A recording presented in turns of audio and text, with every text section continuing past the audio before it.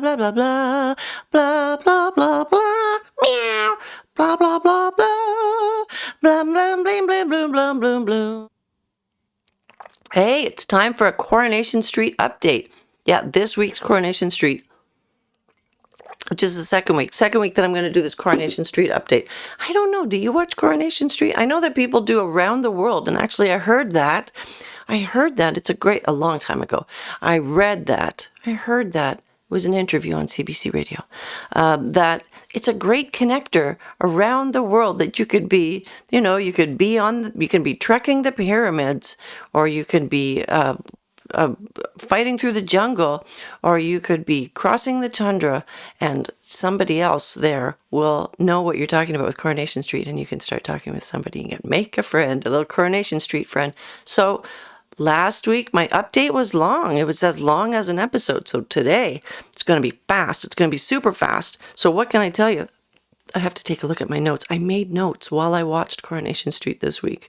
All right, so it's all about, there's a lot of sibling stuff, and there's a lot of friendship stuff. So let's call this the relationship week. All right, so here's what happened. So, right, just when Brian decides that, okay, he doesn't think that Eileen is involved in Julie's death, Eileen finds out that Julie has left her some kind of life insurance policy, and it's a lot of money. And when he comes round for a cuppa, she doesn't want to tell him because she doesn't want to, stir the pot. But meanwhile,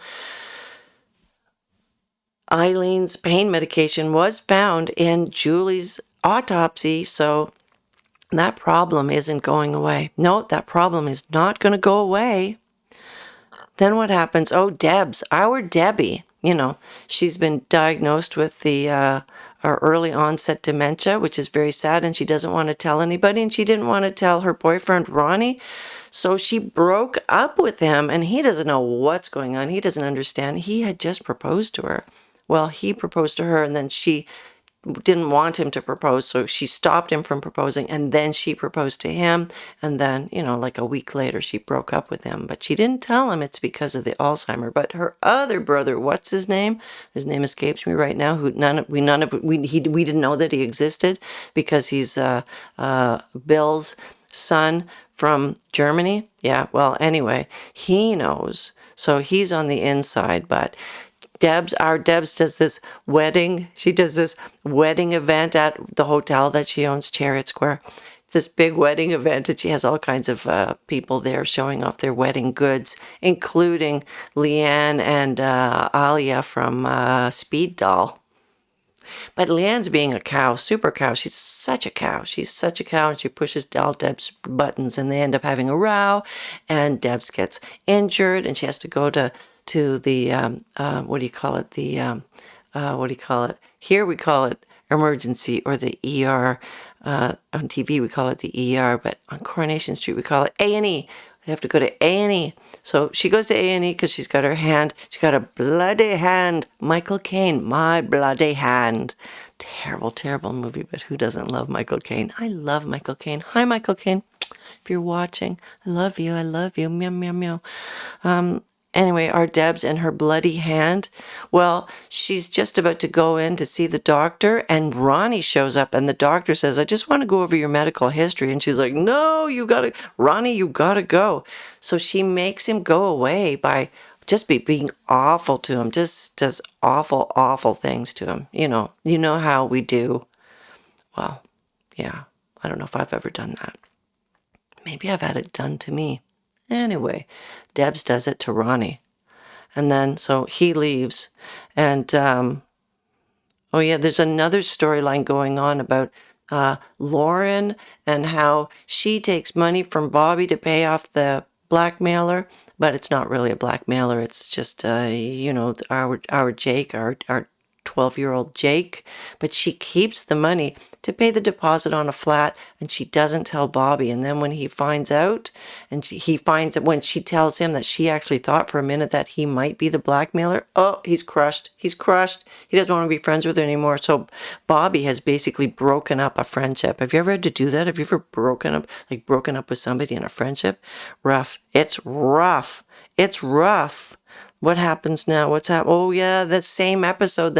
Then our Ronnie, he's sort of, what do you call it? He's medicating his sorrows. No, he's soothing his sorrows. Oh, it's some expression about sorrows.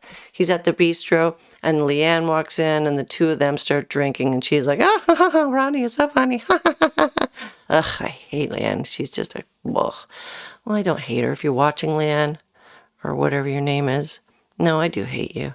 Oh, God, and your high heel shoes and the way you walk. Oh, God, you're just unbearable. I prefer Toya. I am Team Toya. Yeah, all the way. I don't care that she's a Mardi cow and that she dresses like, what did Debs say? The Amish? Well, I guess that's a print because it's a floral print. But Debs sees Ronnie and Leanne flirting, and she makes 2 and 2 connection. You know how that goes. 2 and 2 connection, and equals 5. And she's devastated. And yeah, well, that's what's happening there. But does she have a right to be devastated? I mean, she broke up with him, right? She's the one who did it. Well, meanwhile, do we want to go back to the whole Kit and Mick storyline? Mick, he's a lout. He is a lout. Yeah, and he's trouble. And Kit, who's a cop, he's a bent cop, though. Yeah, unfortunately, he's a bent cop. Bernie's son, who she gave up for adoption early. Well, this week we see all kinds of flashbacks. We see what the relationship is between Mick and Kit. Yep, they started young. Mick was a bad influence, but Kit got right in there. His issue about being left by his mother influenced his behavior when he was a teenager, and trouble ensued. So that's the hold that Mick has over Kit. Yep. The filth, the old Bill, they got involved. And I think what happened is, I think what we're going to find out is that Mick got taken away. Maybe he got taken away to juvie, and it meant that he couldn't join the army. Is that what it was? Is that what happened? Oh, and Mick had a crush on what's-her-name, and what's-her-name ended up getting with Mick, and they're married now and all of that. So... favorite line of the week? Favorite line of the week? Favorite character of the week? Glenda. Glenda and her singing of karaoke in the Rovers, which Carla is not having of anymore. She's not going to do any more of that.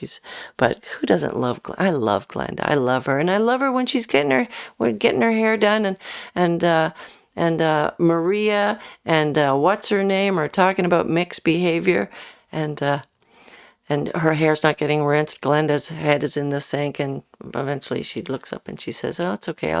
I enjoy looking at this ceiling. Yeah, so there you go. That was this week. That was this week in Corrie.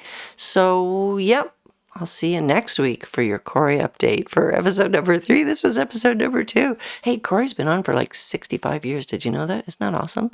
I'm going to give you the real number next week. Bye. See you soon. Take care of yourself. Take care of somebody else. Yep, me too. Bye, mama. Blam, blam, blam, blam, blam, blam, blam, blam.